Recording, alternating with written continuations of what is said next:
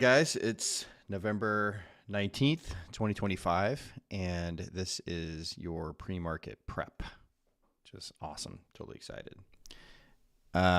Because we have another range contraction day coming up, which could result in some good volatility and a big move. We also have some news today, which is really important to make sure that you're aware of. So we have the Fed meeting minutes from the last rate decision, and that's always kind of a big one, guys. So we just want to make sure we're aware of that one when we're going into our trading. All right, so let's first kind of recap what happened yesterday. Yesterday did not, we didn't get what our dominant pattern or model was, but we did kind of expect some messiness. I think I mentioned that when we were talking about the kind of what was going to happen, because we were in here kind of at the end of the session, that we really were going to experience some choppiness in here. Now, you guys also know that a regular rule about all this stuff is we watch what happens around these IDR high and low levels. Just kind of open this up, and the midline. Okay, so the midline is extremely important as well. And if we don't break this midline in terms of closing past this midline, we're obviously never going to get either a downside or a range expansion type of model. So yesterday, the data was technically indicating a range expansion model like this. But when you look at the data further, you see a couple things. One is, if we never break this, then we're looking at either downside X or downside X plus as the dominant model.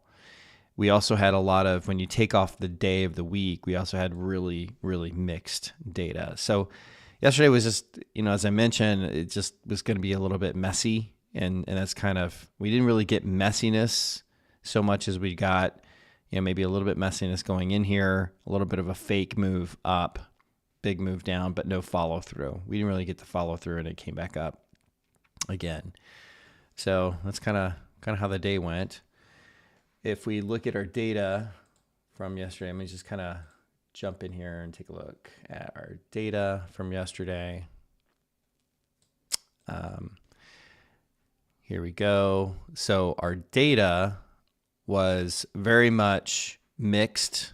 So this is like range expansion, downside X, downside X plus. So we're kind of split here between range expansion, downside. If we add Tuesday, then range expansion, downside X. These were kind of our dominant models. So probably, range expansion and downside were really close to each other in terms of being split. So these were probably our dominant models. When you take off the midline break and you're like, hey, we never break the midline. There's only two records there, so we're going to take this off. Now we're pretty dominant, either downside X plus or downside, one of those two models. And so yesterday we got the downside X is what we got, not downside X plus. So that was yesterday. I would say we probably didn't have as great of accuracy. The expectation was, for me, I was looking for potentially a move back up until we kind of got this bar right here. But I was looking for sometime around here, maybe coming back up and doing something like this. I think I also said what I really preferred is I preferred that we go up first and then down, just because we're kind of in this down momentum already. And so the down seems to be a little bit more of the dominant expectation. So that was yesterday. Awesome. Anything else to add? No, I think that's it. I do want to just encourage you guys to join the Profit Factor community. So this is a free community, and this is where I'm posting, live stream links. I have here now a Google sheet that actually tracks, what's the accuracy rate of this, going back and kind of looking at all the videos and looking at how accurate we've been, which has been pretty darn accurate so far. I think there was one day And I'm going to rate this one too. So one day where we didn't quite get what we were expecting out of the day. So I think yesterday was probably another one of those days. But generally speaking, really accurate. All right, so let's move forward and take a look at today. So this is setting up for November 19th. And when we look at our data, so a couple things that jump out is we are in a range contraction. And so range contraction occurs when, just to get rid of some things here, range contraction occurs when we are completely inside of the prior, the ADR is completely inside of the prior IDR range of the RDR session. Okay, and that's kind of what we have here. So this is a range contraction day. And usually what I do is I usually draw a box between the high and the low. And I even have a template for it. The midline of the entire box matters to me, right? We're above the midline. So I kind of expect maybe a more of a bullish type of move as long as we kind of stay above this. Love to see something like this where it just takes off like that. I don't know that that's likely, especially with the news today, but who knows? All right, so we have range contraction. We have an upside X model. We did not have a short confirmation. We had a long confirmation.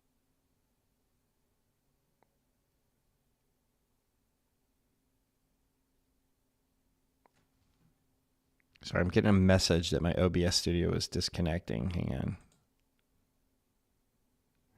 Okay, so what we have is we have upside X plus as our dominant model, range expansion, and upside X as our secondary models. Okay, now as always, this is like a broken record.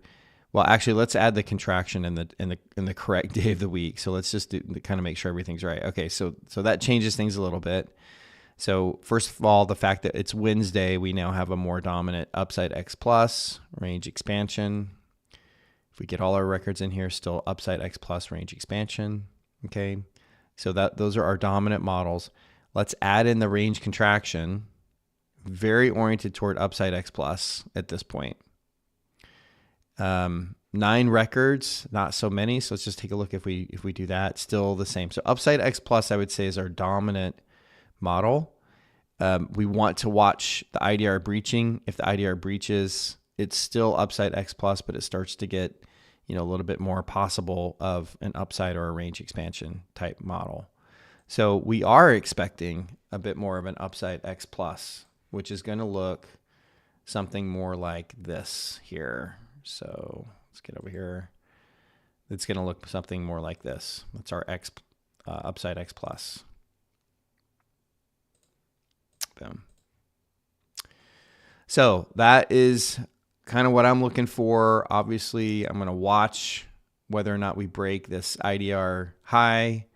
I'm going to watch whether we break this this midline. If we break the midline, then it's going to change a little bit more significantly too. So if we break the midline here, yeah, then we're really looking at more of a range expansion type of day. So that's ES. Let's take a quick look at NQ, and I think we're probably going to see about the same. I mean, it's almost the exact same pattern. Let's just make sure that the data plays out for NQ as well.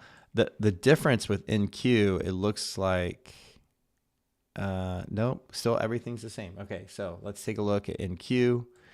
So we're going to come here. Let's reset everything. We are let me just check it again. Upside X, okay. Upside X, true, long, true. It's Wednesday. Take a look at Wednesday. Yeah, upside X plus. Let's take Wednesday off.